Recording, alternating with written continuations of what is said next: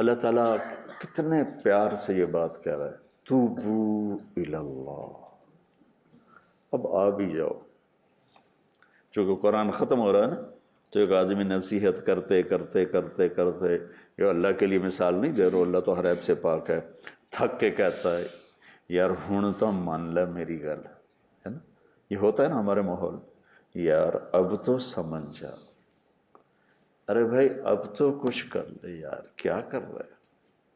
تو پورا قرآن چلتے چلتے چلتے چلتے آخر میں اللہ نے کس خوبصورت انداز میں کہا، آ جاؤ نا، اب تو آ جاؤ، سبحان اللہ، توبو الی اللہ، آ جاؤ آ جاؤ آ جاؤ الی اللہ،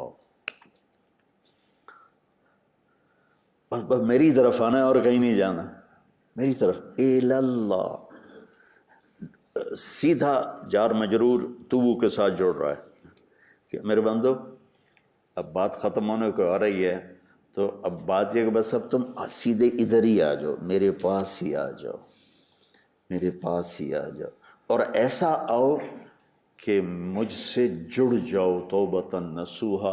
نصوحا کو کہتے ہیں خالص توبہ، پکی توبہ، لیکن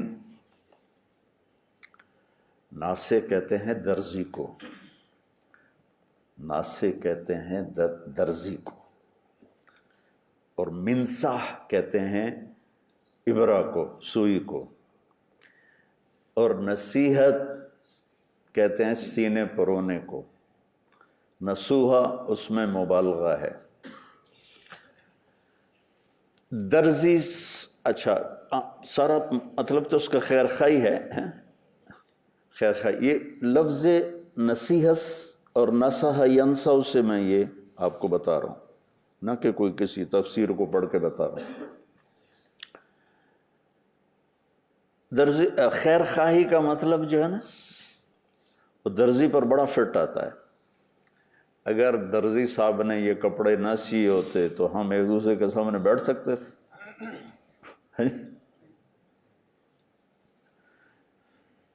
تو درزی بڑا ہمارا خیر خواہ ہے کہ ہمارے سطر کو چھپا دیتا ہے۔ تو درزی کیا کام کرتا ہے؟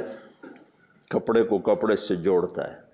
تو اللہ کہتا ہے میرا بندہ میری ذات کے ساتھ ایسا جڑ کہ جیسے کپڑا کپڑے سے سل جاتا ہے، تو میری طاعت کے ساتھ سل جا، تو بتا نصوحا ساتھ ہے سل۔ اچھا ایک بات مجھے اور سمجھ میں آئی، کپڑا سل کے پھٹتا نہیں ہے، جی پھٹتا ہے، پتہ نہیں اب تمہارے شیخ کیا فتویٰ لگائیں، لیکن مجھے ایک بڑا خوبصورت مطلب سمجھ میں آیا کہ نصوحا کے اندر خود یہ اشارہ ہے کہ جب بھی کپڑا پھٹتا ہے تو تم سی لیتے ہو نا، تو جب توبہ ٹوٹے آ جانا، ہم سی دیں گے اور جوڑ دیں گے۔ نصوحا کا مطلب یہ نہیں کہ اب میں دوبارہ کبھی کروں گا ہی نہیں، یہ وہ تو انسان ہی نہیں جس سے خطا نہ ہو۔ ما اسر من استغفر وین عاد فی الیوم 70 مرۃ، جو دن میں 70 دفعہ توبہ توڑ کے توبہ کر لے، اللہ کا نبی کہتا ہے کہ وہ مصر علی المعصیہ نہیں ہے، وہ گناہ پر دوام کرنے والا نہیں ہے، معافی ہے۔ تو نصوحا کے اندر یہ خوبصورت مطلب ہے، جب ٹوٹے آ جانا ہم سی دیں گے، جوڑ دیں گے۔ تو لہٰذا اگر آج ایک آدمی گناہ کر رہا ہے، پتہ نہیں کب توبہ کر لے، تم اسے گالیاں دے کے برباد ہو جاؤ۔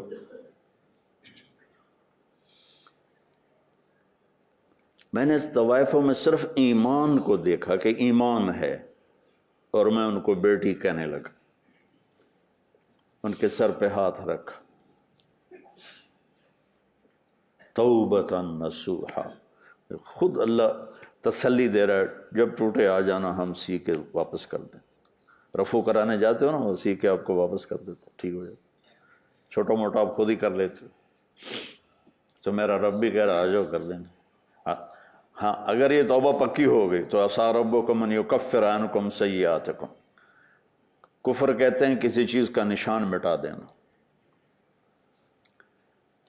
ایسا عفو چھپانے کو کہتے ہیں لیکن چیز باقی ہوتی ہے، اور کفر ہوتا ہے کہ چیز کو اس طرح مٹا دینا، چھپا دینا کہ نشان مٹ جائے۔